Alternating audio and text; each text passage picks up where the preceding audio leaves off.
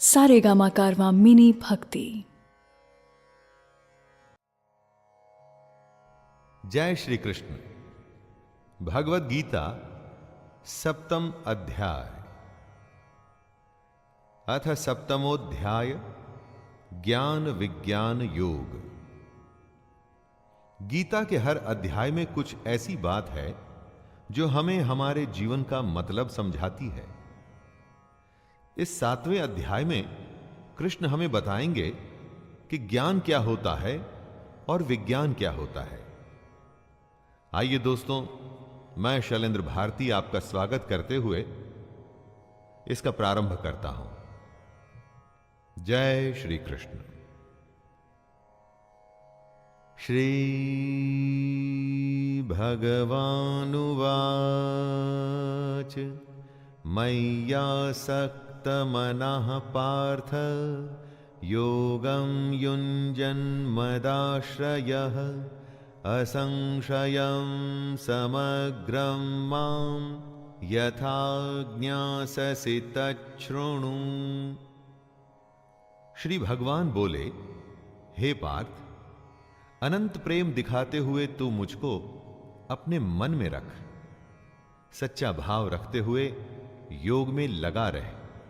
अब मैं तुझे विभूति, बल, ऐश्वर्यादि गुणों से युक्त तेरे अपने ही आत्म रूप के बारे में बताऊंगा, ताकि तू मेरे बारे में कोई संशय न रखे। दोस्तों, कृष्ण अर्जुन को वो सब कुछ बताना चाहते हैं जिससे अर्जुन कृष्ण पर कभी संशय न करे। आप सोचेंगे कि भगवान अपने भक्त को अपनी ही महिमा के बारे में क्यों बताना चाहते हैं? क्योंकि भगवान अपने भक्त का भला चाहते हैं। उसे वो हर चीज बताएंगे जिससे उनका भक्त अपने जीवन में सफल हो सके।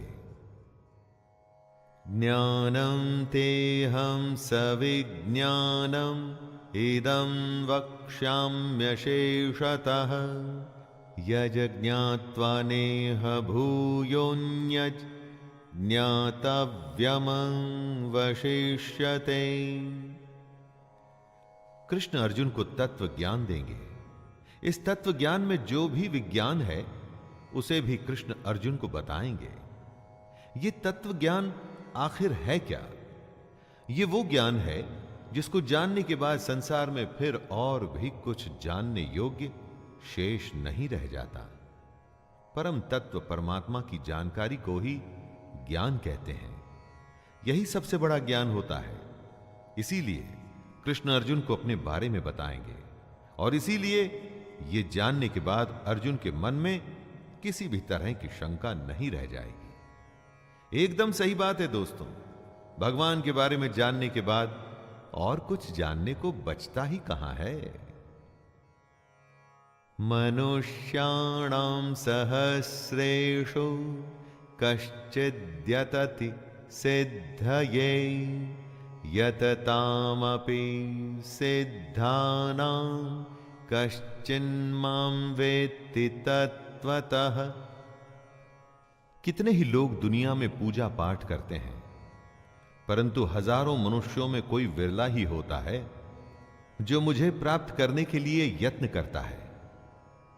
और उन यत्न करने वाले योगियों में कोई एक मेरे परायण होकर मुझको तत्व से अर्थात यथार्थ रूप से जानता है। हजारों में एक मुझे पाने की कोशिश करता है, और उन सब में से भी कोई एक ही तत्व यानी कि असली रूप में मुझको जान पाता है। दोस्तों, कृष्ण को आप देवकी पुत्र, बंसी बजैया, कंस हरता या सारथी के रूप में ही ना देखें। असल में कृष्ण क्या हैं, यही वो अर्जुन को बता रहे हैं। भूमिरापो नलो वायुः खं मनो बुद्धिरेव च अहंकार इतीयं मे भिन्ना प्रकृतिरष्टधा अपरेयमितस्त्वन्यां प्रकृतिं विद्धि मे परां जीवभूतां महाबाहो ययेदं धार्यते जगत्। कृष्ण सबसे पहले अपनी स्वयं की प्रकृति के बारे में बता रहे हैं। वो कहते हैं कि पृथ्वी, जल, अग्नि, वायु, आकाश, मन, बुद्धि और अहंकार, ये 8 प्रकार से विभाजित मेरी ही प्रकृति है। दोस्तों, 5 तत्व यानी कि 5 एलिमेंट्स और उनके साथ में मन, बुद्धि और अहंकार, जिससे कि ये सारी दुनिया और हम बने हैं, ये स्वयं कृष्ण हैं। कृष्ण आगे कहते हैं कि ये 8 प्रकार के भेदों वाली अपरा अर्थात मेरी जड़ प्रकृति है। और हे महाबाहो, इससे दूसरी को, जिससे ये संपूर्ण जगत धारण किया जाता है, उसे मेरी जीव रूपा परा अर्थात चेतन प्रकृति जान। जड़ प्रकृति मतलब वो सारी स्थूल दुनिया जिसको हम चारों तरफ देखते हैं, और परा यानी कि चेतन प्रकृति यानी कि सटल नेचर हुई जीवात्मा, वो आत्मा जो हम सब में मौजूद है। एतद्योनीनि भूतानि सर्वाणीत्युपधारय अहं कृत्स्नस्य जगतः प्रभवः प्रलयस्तथा। जो सब कुछ है वो कृष्ण में से ही आया है और एक दिन उसी में विलय भी हो जाता है। इसी बात को समझाते हुए कृष्ण कह रहे हैं, हे अर्जुन, तू ऐसा समझ के संपूर्ण भूत इन दोनों प्रकृतियों से उत्पन्न होने वाला है और मैं संपूर्ण जगत का प्रभाव तथा प्रलय हूं, अर्थात संपूर्ण जगत का मूल कारण मैं ही हूं। दोस्तों, दुनिया कृष्ण से ही शुरू हुई है और उन्हीं में खत्म हो जाएगी। वे ही इस दुनिया के मूल कारण बेसिक रसों में है। हम ये जमीन, आसमान, हवा, पानी और आत्मा सब कुछ कृष्ण है और कुछ भी नहीं। कृष्ण को हम जिस रूप में देखते या सुनते हैं वो कृष्ण नहीं। असली कृष्ण क्या है वो यहां बताया गया है। मत्तः परतरं नान्यत् किंचिदस्ति धनंजय मयि सर्वमिदं प्रोतं सूत्रे मणिगणा इव। कृष्ण ने अर्जुन से कहा था कि योग में लग के मन में सिर्फ कृष्ण होना चाहिए, तभी योग साधना पूरी होगी। लेकिन मन में कौन सा कृष्ण होना चाहिए? कृष्ण स्वयं उसी की व्याख्या कर रहे हैं। हे धनंजय, मुझसे भिन्न दूसरा कोई भी परम कारण नहीं है। यह संपूर्ण जगत सूत्र में मुझसे ही बंधा हुआ है, मुझ में ही गुथा हुआ है। कृष्ण के अलावा दूसरा कुछ भी नहीं है। दोस्तों, जो सब कुछ है वो कृष्ण है। यह बात सुन के आसानी से शायद समझ में ना आए, लेकिन थोड़ी सी भी कोशिश करेंगे तो समझ जाएंगे। इस दुनिया में आपको जो भी दिखता है और जो नहीं भी दिखता वो कृष्ण ही है, जिसका सीधा सा मतलब है कि कृष्ण के अलावा और कुछ भी नहीं। श्री भगवानुवाच रसोऽहमप्सु कौन्तेय प्रभास्मि शशिसूर्ययोः प्रणवः सर्ववेदेषु शब्दः खे पौरुषं नृषु। कृष्ण इस श्लोक में अपने तत्व, अपने असली रूप, इस दुनिया के असली विज्ञान के बारे में बता रहे हैं। वो कहते हैं, हे अर्जुन, मैं जल में रस हूं। किसी भी द्रव्यशील वस्तु का सार उसका रस होता है। दुनिया में जितना भी गीलापन है, कृष्ण उसमें रस है। चंद्रमा और सूर्य में कृष्ण प्रकाश है। चंद्रमा और सूर्य से अगर उनका प्रकाश छीन लेंगे तो क्या बचेगा? कुछ भी नहीं। यही प्रकाश कृष्ण है। संपूर्ण वेदों में ओंकार भी मैं ही हूं। वेद तो बड़े हैं, बहुत बड़े हैं। पूरे वेदों में से अगर एक चीज निकालनी हो तो वो क्या है? ओम। ये ओंकार ही कृष्ण है। आकाश में कृष्ण शब्द है। शब्द वो होता है जो स्पेस में गुंजायमान होता है दोस्तों, और वही कृष्ण है। और पुरुषों में कृष्ण उनका पुरुषत्व है। पुण्यो गंधः पृथिव्यां च तेजश्चास्मि विभावसौ जीवनं सर्वभूतेषु तपश्चास्मि तपस्विषु। जिस भी वस्तु में जो पवित्र है, जो भी किसी वस्तु की विशेषता है, वो कृष्ण है। वो कहते हैं कि मैं पृथ्वी में पवित्र गंध हूं, यानी कि सुगंध रूप कृष्ण में ही ये पृथ्वी पिरोई हुई है। अग्नि में मैं तेज हूं, आग में सब जल करके राख हो जाता है। आग के पास जाने पर जो हमें जलाता है वो उसका तेज होता है, और यही तेज कृष्ण है। संपूर्ण भूतों में उनका जीवन है। जितने प्राणी हम देखते हैं, इंसान, जानवर, पेड़ पौधे, बैक्टीरिया या कुछ भी, उनमें जो जीवन है वो कृष्ण ही है।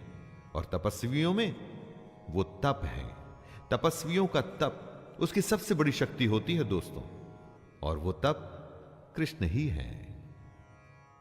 बीजं मां सर्वभूतानां विद्धि पार्थ सनातनं बुद्धिर्बुद्धिमतामस्मि तेजस्तेजस्विनामहम्। कृष्ण अपने असली रूप की एक एक परत धीरे धीरे खोल रहे हैं।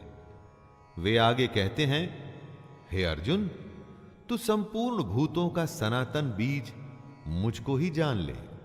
जितने भी जीव आपको दिखते हैं, या जो आज से पहले थे और आज के बाद आएंगे दोस्तों, उन सब का सनातन बीज यानी कि उन सब जीवों की उत्पत्ति का कारण कृष्ण ही है। मैं बुद्धिमानों की बुद्धि और तेजस्वियों का तेज हूं, ऐसा कृष्ण कहते हैं। जब आप अपनी बुद्धि से कोई सवाल हल करते हैं, कोई रास्ता खोजते हैं, तो वो बुद्धि कृष्ण ही है। उसी तरह तेजस्वियों में जो तेज होता है, यानी उनमें जो ब्रिलियंस होती है, वो भी कृष्ण ही है। बलं बलवतां चाहं कामराग विवर्जितं धर्मविरुद्धो भूतेषु कामोऽस्मि भरतर्षभ। दोस्तों, किसी भी चीज का जो गुण है वो कृष्ण है, जैसा कि वो अर्जुन को बता रहे हैं। कहते हैं, हे भरत श्रेष्ठ, मैं बलवानों का आसक्ति और कामनाओं से रहित बल अर्थात सामर्थ्य हूं। वो बलवानों का गुण है, यानी कि उनका बल है दोस्तों, लेकिन वो बल जो आसक्ति और कामना से रहित है। काम और क्रोध से परे जो बल है वो श्री कृष्ण ही है। और सब भूतों में धर्म के अनुकूल अर्थात शास्त्र के अनुकूल काम जो है ना, वो भी कृष्ण है। जब लोग धर्म संकट में होते हैं कि क्या करें और क्या न करें, तो उनसे कहा जाता है कि जो शास्त्रों के हिसाब से ठीक है वही कर लीजिए, यानी कि शास्त्रों के अनुसार सही काम जो होता है ना, वो काम ही कृष्ण है। ये चैव सात्विका भावा राजसास्तामसाश्च ये मत्त एवेति तान् विद्धि न त्वहं तेषु ते मयि। जिसमें आत्मा होती है उसे ही भूख प्यास लगती है, लेकिन आत्मा का खुद भूख प्यास से कोई लेना देना नहीं। बात जरा पेचीदा है लेकिन इंटरेस्टिंग है दोस्तों। कुछ ऐसा ही कृष्ण इस श्लोक में कह रहे हैं। जो सत्व गुण से उत्पन्न होने वाले भाव हैं और जो रजोगुण से होने वाले भाव हैं, उन सबको तू मुझसे ही होने वाले हैं ऐसा जान ले, परंतु वास्तव में उनमें मैं और वे मुझ में नहीं हैं। इन भावों में कृष्ण है, लेकिन कृष्ण में ये भाव नहीं है। इन सारे भाव में कृष्ण कभी फंसते नहीं, इसीलिए तो वो योगी राज कहलाते हैं। यही तो सबसे बड़े योगी की अवस्था होती है दोस्तों। त्रिभिर्गुणमयैर्भावैर् एभिः सर्वमिदं जगत् मोहितं नाभिजानाति मामेभ्यः परमव्ययम्। जो कोई भी काम होता है वो या तो सात्विक, राजसिक या तामसिक होता है। इन्हीं तीनों प्रकृतियों से, इन्हीं तीनों गुणों से ही ये सारी दुनिया मोहित होती है। लेकिन जो इन तीन गुणों से परे है वो है कृष्ण। इस कृष्ण को कोई नहीं जानता। हम में, हमारे काम में जब तक सात्विक, राजसिक और तामसिक जैसे गुणों का अंश भर भी मौजूद रहेगा, तब तक हम कृष्ण के असली स्वरूप को पहचान नहीं पाएंगे। जहां ये तीन गुण खत्म होते हैं, वहीं से कृष्ण शुरू होते हैं। इन्हीं तीनों प्रकृतियों की वजह से हम में आसक्ति और कामना होती है। और अगर यही प्रकृति रही तो फिर हमें कृष्ण कैसे प्राप्त होंगे? दैवी हेषा गुणमयी मम माया दुरत्यया मामेव ये प्रपद्यन्ते मायामेतां तरन्ति ते। सात्विक, राजसिक और तामसिक जैसे तीन गुणों में ही सारी दुनिया फंस के रह जाती है।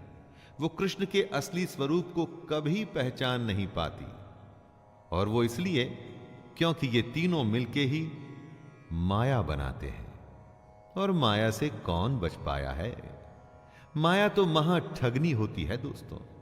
लेकिन जो पुरुष केवल कृष्ण को ही निरंतर भजते हैं, वे इस माया को उल्लंघन कर जाते हैं, अर्थात संसार से तर जाते हैं।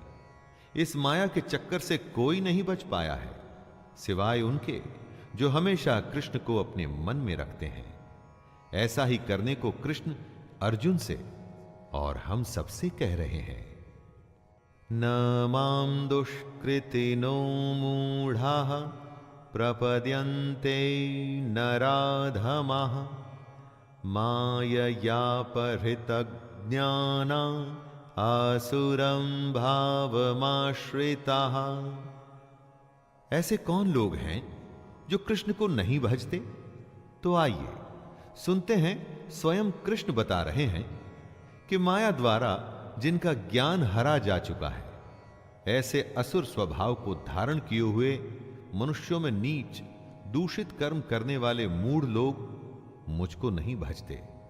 घमंड करने वाले जो खुद को ही कर्ता मानते हैं, जिनमें असुर स्वभाव है, जो छोटी बातें या हरकतें करते हैं और दूषित कर्म यानी कि करप्ट काम करते हैं ना दोस्तों, ऐसे लोग कृष्ण को नहीं भजते। क्या आप कृष्ण को भजते हैं? उनके कहे निष्काम कर्म को करते हैं? उनके कहे अनुसार योग की साधना करने का प्रयास करते हैं?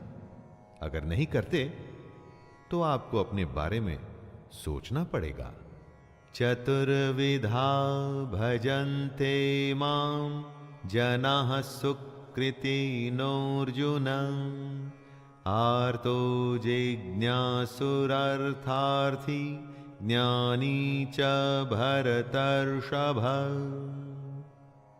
यहां कृष्ण उनका वर्णन कर रहे हैं जो उनको भजते हैं। चार तरह के लोग होते हैं जो कृष्ण को अपने मन में रखते हैं। सबसे पहले उत्तम कर्म करने वाले अर्थार्थी, यानी कि सांसारिक पदार्थों के लिए भजने वाले। जिसे दुनिया की चीजों से लगाव है, धन से जुड़ी चीजें जिसे चाहिए, वो है दूसरा यानी आर्त। जो अपने दुख से बचना चाहता है, वो है तीसरा जिज्ञासु, कृष्ण को यथार्थ रूप से जानने की इच्छा रखने वाला। और चौथा होता है ज्ञानी, जो कृष्ण को भजता है। अगर आप कृष्ण को भजते हैं तो देखिए कि इनमें से कौन सी श्रेणी में आप आते हैं। तेषां ज्ञानी नित्ययुक्त एक भक्तिर्विशिष्यते प्रियो हि ज्ञानी नोत्यर्थम अहम सच मम प्रियः। भजने वाले तो बहुत हैं, लेकिन उनमें श्री कृष्ण को पसंद कौन है? कृष्ण कहते हैं, हे अर्जुन, मुझ में एक ही भाव से स्थित अनन्य प्रेम भक्ति वाला ज्ञानी भक्त अति उत्तम है, क्योंकि मुझको तत्व से जानने वाले ज्ञानी को मैं अत्यंत प्रिय हूं और वह ज्ञानी मुझे अत्यंत प्रिय है। कृष्ण वजह भी बता रहे हैं, क्योंकि ज्ञानी उनके तत्व रूप को जानने की कोशिश करता है दोस्तों, इसीलिए वो कृष्ण को अत्यंत प्रिय है। सिर्फ नाम के लिए, स्वार्थ के लिए या अपने दुख से बचने के लिए अगर आप कृष्ण को भजेंगे तो कृष्ण को आप प्रिय कभी भी नहीं होंगे। उदारः सर्व एवैते ज्ञानी त्वात्मैव मे मतम् आस्थितः सहि युक्तात्मा मामेवान्नुत्तमां गतिम्। कृष्ण ने अपने भक्तों को 4 प्रकार की श्रेणी में रखा और इन चारों को कृष्ण उदार बताते हैं। कृष्ण क्यों इन सबको उदार बता रहे हैं? कृष्ण को भजकर क्या वो उन पर कोई एहसान कर रहे हैं? नहीं, वो स्वयं पर एहसान कर रहे हैं। कम से कम वो कोशिश तो कर रहे हैं कृष्ण तक पहुंचने की, लेकिन इनमें से कृष्ण तक पहुंचता सिर्फ ज्ञानी है। उसके लिए वो कहते हैं कि ज्ञानी साक्षात मेरा ही स्वरूप है, क्योंकि वो मन बुद्धि वाला ज्ञानी भक्त मुझ में ही अच्छी प्रकार स्थित है। जो ज्ञानी होता है वो मन और बुद्धि दोनों से कृष्ण को अपने अंदर बसा लेता है। किसी स्वार्थवश वो उसको नहीं भजता। वो कृष्ण का तत्व जानना चाहता है, इसीलिए उसे भजता है। बहूनां जन्मनामन्ते ज्ञानवान् मां प्रपद्यते वासुदेवः सर्वमिति स महात्मा सुदुर्लभः। कृष्ण का तत्व ज्ञान क्या एक जन्म में ही मिल जाता है? अरे कई जन्म लग जाते हैं उसके स्वरूप को, उसकी सच्चाई को समझने में, और बहुत जन्मों के अंत में जिस पुरुष को यह तत्व ज्ञान प्राप्त हो जाता है उसको कृष्ण महात्मा बताते हैं और कहते हैं कि वो अत्यंत दुर्लभ है। एक जन्म में अगर आप कृष्ण को समझने की कोशिश करें दोस्तों, और अगर वो समझ नहीं आया तो यह सिलसिला अगले जन्म में भी चलता है और अगले जन्म में भी। जो लगातार निरंतर अपनी कोशिश जारी रखता है वही सफल होता है कृष्ण को समझने में। सोचिए वो कितना दुर्लभ होगा दोस्तों।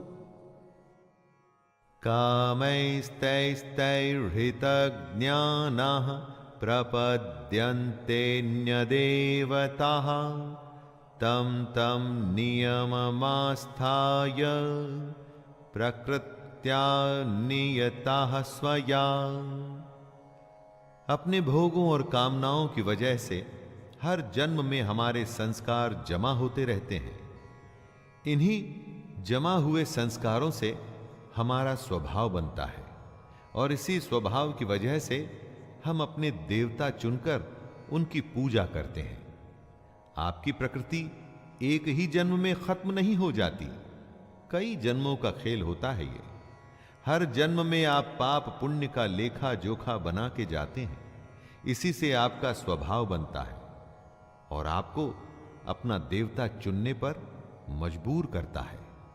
हर देवता के नियम भी अलग होते हैं, फिर ये लोग इन्हीं नियमों का पालन करते हैं। यो यो यां यां तनुं भक्तः श्रद्धयार्चितुमिच्छति तस्य तस्याचलां श्रद्धां तामेव विदधाम्यहम्। कृष्ण ऐसे भक्तों के बारे में बता रहे हैं जो दूसरे देवताओं की पूजा करते हैं। कृष्ण कहते हैं जो जो सकाम भक्त जिस जिस देवता के स्वरूप को श्रद्धा से पूजना चाहता है, उस भक्त की श्रद्धा को मैं उसी देवता के प्रति स्थिर करता हूं। जैसी जिसकी भक्ति वैसी उसकी पूजा। कोई मूर्ति में भगवान देखता है, कोई वृक्ष में, कोई नदी में, तो तो कोई गौ माता में अपना ईश्वर देखता है। कृष्ण किसी में भेदभाव नहीं करते। वे समझा रहे हैं कि सकाम भक्त, कर्म करने वाला भक्त जिस भी देवता को चुन ले, कृष्ण उसकी भक्ति को उसके देवता में स्थिर करते हैं। सतया श्रद्धया युक्तस् तस्याराधनमीहते लभते च ततः कामान् मयैव विहितान् हितान्। आप अपना देवता चुन लीजिए। आपकी श्रद्धा को कृष्ण स्थिर करेंगे और फिर जब आप कृष्ण द्वारा स्थिर की गई श्रद्धा से अपने देवता को पूजेंगे तो उसका फल आपको अवश्य मिलेगा। हर देवता का अलग विधान होता है, अलग नियम। आपको जो फल मिलेगा वो उस देवता के नियम से ही मिलेगा, लेकिन उसके मिलने की गारंटी कृष्ण ले रहे हैं। वो आपकी श्रद्धा की भी गारंटी ले रहे हैं। आपको बस सकाम भक्त बनना है।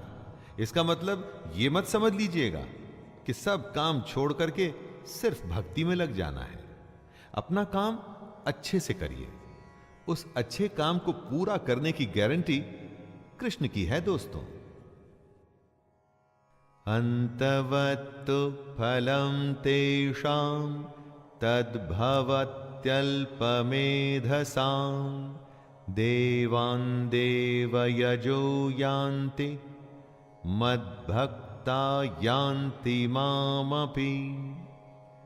जो जिसको पूजेगा, जो जिसको भजेगा, वो उसको प्राप्त होगा। जो कृष्ण छोड़कर दूसरे देवताओं की पूजा करना चाहते हैं, कृष्ण उनका स्वागत करते हैं, लेकिन कृष्ण साथ में चेतावनी भी दे रहे हैं कि देवताओं को पूजने वाले देवताओं को प्राप्त होते हैं और मेरे भक्त चाहे जैसे ही भजें, अंत में वे मुझको ही प्राप्त होते हैं। दोस्तों, आप किसको भजते हैं यह निर्णय आपका है। उसका फल भी फिर उसी पर निर्भर करेगा। कोई अगर कुटिल मार्ग चुनता है तो आप उसे रोक नहीं सकते। यह उसका खुद का फैसला है, लेकिन उसके बाद क्या होगा उसके लिए भी उसे तैयार रहना चाहिए। अव्यक्तम व्यक्तिमापन्नम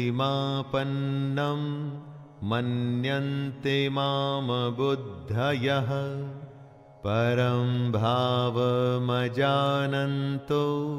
ममाव्ययमनुत्तमम्। कृष्ण योगेश्वर हैं। महाभारत के समय वो शरीरधारी योगी थे।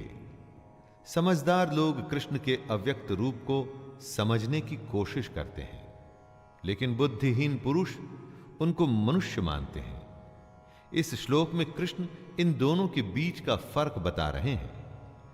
दोस्तों, कृष्ण को मनुष्य मानने की गलती मत करिएगा, क्योंकि अगर आप ऐसा करेंगे तो अपना समय और जीवन जाया करेंगे। असलियत किसी के मानने या न मानने से नहीं बदलती, और असलियत कृष्ण का असली स्वरूप जो इस जगत के कण कण में मौजूद है, हर जीव में उनका अंश है। कृष्ण को समझने का साधन है योग, यानी निष्काम कर्म, और मन में कृष्ण को धारण करना। नाहं प्रकाशः सर्वस्य योगमाया समावृतः मूढ़ोऽयं नाभिजानाति लोको मामजमव्ययम्। ईंधन में अग्नि छुपी होती है। जब तक उसे चिंगारी न दिखाई जाए तब तक वो प्रत्यक्ष नहीं होती। उसी तरह से कृष्ण भी अपनी योग माया से छिपे हुए हैं।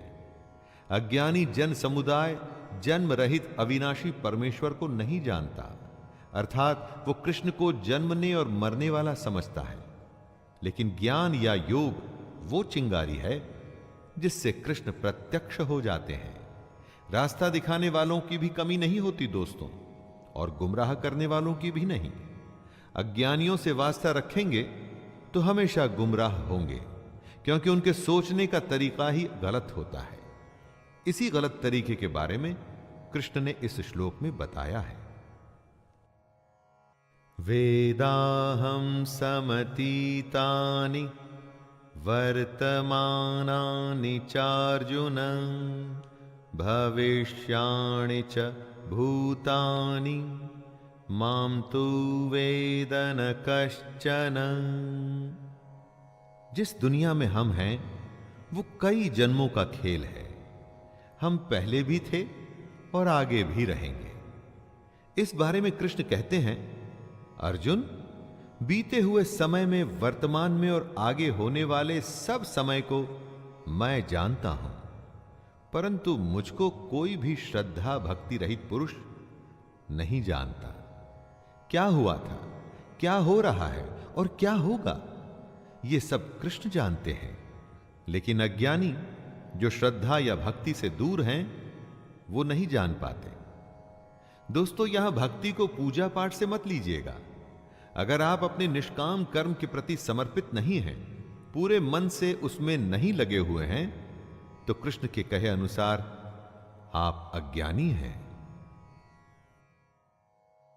इच्छा द्वेष समुत्थेन द्वंद्व मोहेन भारत सर्वभूतानि सम्मोहं सर्गे यान्ति परन्तप।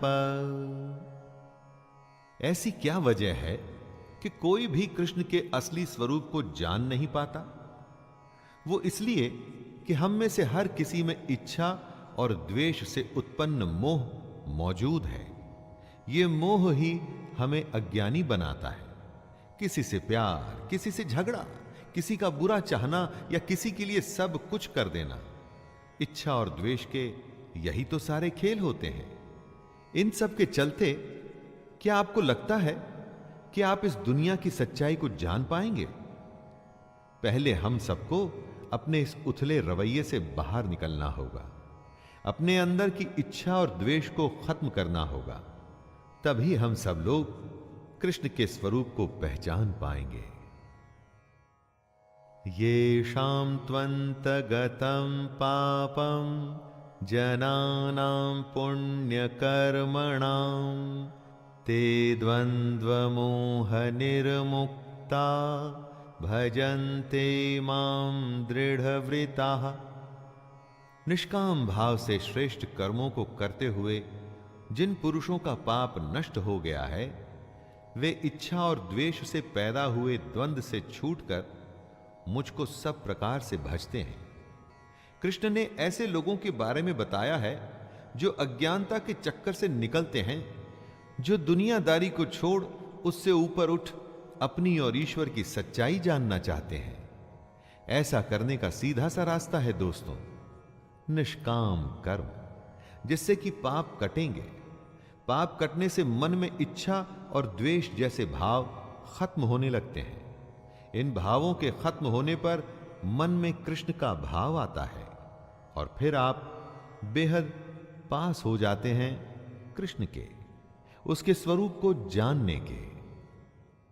जरा मरण मोक्षाय मामाश्रित्य यतन्ति ये ते ब्रह्म तद्विदुः कृत्स्नम् अध्यात्मं कर्म चाखिलम्। कृष्ण ने कभी दुनिया छोड़ने के लिए नहीं कहा। यह नहीं कहा कि भगवान की खोज में सन्यास लेके घर द्वार छोड़ दो, बल्कि ऐसा करने को कृष्ण ने ढोंग और पाखंड बताया है। कृष्ण ने कर्म करने को कहा है, सच्चाई जानने को कहा है, अपनी शरण में आने को कहा है। वो कहते हैं, जो मेरी शरण में आकर जन्म और मरण से छूटने के लिए यत्न करते हैं, वे पुरुष उस ब्रह्म को, संपूर्ण अध्यात्म को, संपूर्ण कर्म को जानते हैं। मरने और पैदा होने के चक्कर में तो सब फंसे हैं। उससे थोड़ा ऊपर उठिए और इस दुनिया की सच्चाई को, ब्रह्म को जानिए। साधिभूताधिदैवं मां साधियज्ञं च ये विदुः प्रयाण कालेऽपि च मां ते विदुर्युक्त चेतसः। जो मोहग्रस्त हैं वो कृष्ण को नहीं जानता, जिसमें इच्छा द्वेष है वो कृष्ण को नहीं जानता, क्योंकि जहां मोह होगा वहां कृष्ण हो ही नहीं सकते। जो कृष्ण के मनुष्य शरीर में विश्वास करता है वो कृष्ण को नहीं जानता। तो कौन जान पाएगा कृष्ण को? वही जान पाएंगे दोस्तों जो सब जीवों में कृष्ण को देखते हैं, जो निर्जीव में भी कृष्ण को देखते हैं, जो सबकी आत्मा में कृष्ण देखते हैं, जो ये जानते हैं कि कृष्ण हमेशा थे और हमेशा रहेंगे। ऐसे युक्त चित्त वाले पुरुष कृष्ण को जानते हैं और कृष्ण को ही प्राप्त भी हो जाते हैं। तो दोस्तों ये था 7वां अध्याय। इसमें कृष्ण ने बताया कि वे 3 गुणों से परे हैं। कौन उन्हें जानता है और कौन उन्हें नहीं जानता। अपनी स्वयं की महिमा के बारे में, इस जगत और उस जगत के ज्ञान और विज्ञान के बारे में श्री कृष्ण ने हमें बताया। आइए अब अगले अध्याय में फिर मिलते हैं। तब तक के लिए आज्ञा दीजिए अपने मित्र शैलेंद्र भारती को। जय श्री कृष्ण।